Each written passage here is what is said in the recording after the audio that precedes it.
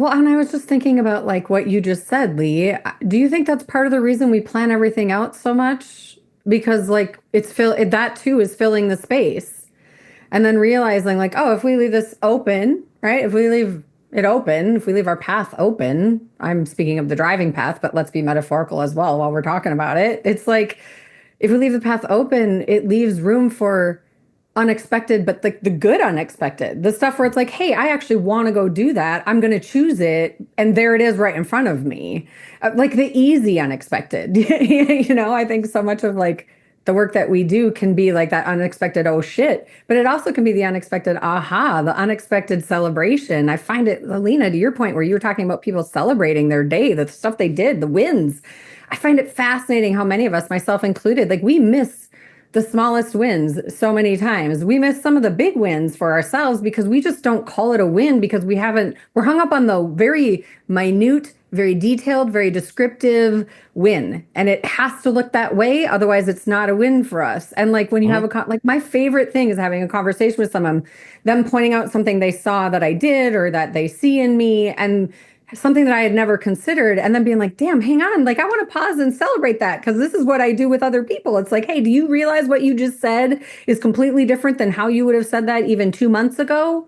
Let's like just pause and honor that. Like, wait, what are you talking about? I'm like, well, let's just reflect on that. Like, let's have a conversation about it. And then it's like, oh my God, there's been more shift than I even realized. And if you don't like take a pause to look and celebrate it, it's like, gosh, if we could just spend even pockets of time every day, spending our time, using our time, investing our time in that way, how much would the world change? How would we feel about ourselves? I feel like it would be so different.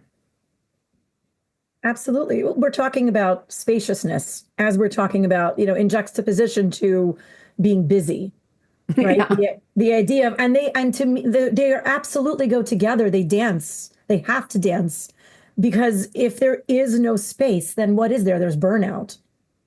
There's burnout. You're not time deprived. You're just burnt out to a crisp.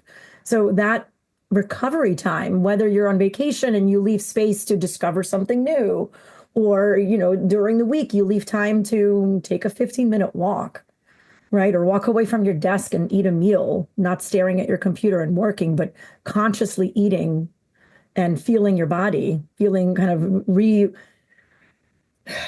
reintegrating, right? And that concept of recovery, whatever it looks like from person to person, from context to context, it's like that's not a luxury, right? We talk about leadership, that's a leadership competency. That recovery time, building it, iterating on it, learning how to do it. Otherwise, you're not good for very long. You don't make the best decisions.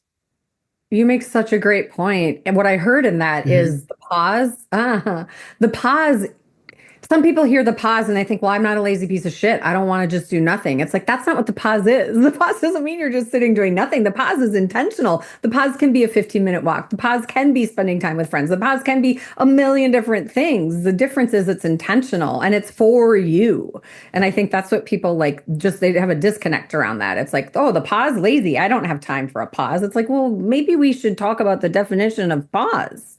Absolutely. Well, because that recovery, maybe recovery is a more comfortable word, but that pause allows the space so that you can be at your better self and not Mhm. act out of scarcity and fear and like a little hamster in a wheel. Just get to the next thing, get to the next thing until like you keel over and die or, live for the weekend. 3 more days until the weekend. It's hump day.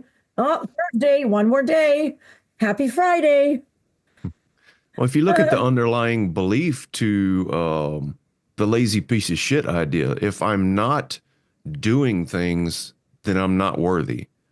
Mm. If I'm Right. not accomplishing, then I don't matter. I'm a lazy piece of shit. What I'm doing doesn't matter. I'm not worthy. And holy fuck, is that a rat hole that you just can't climb out of?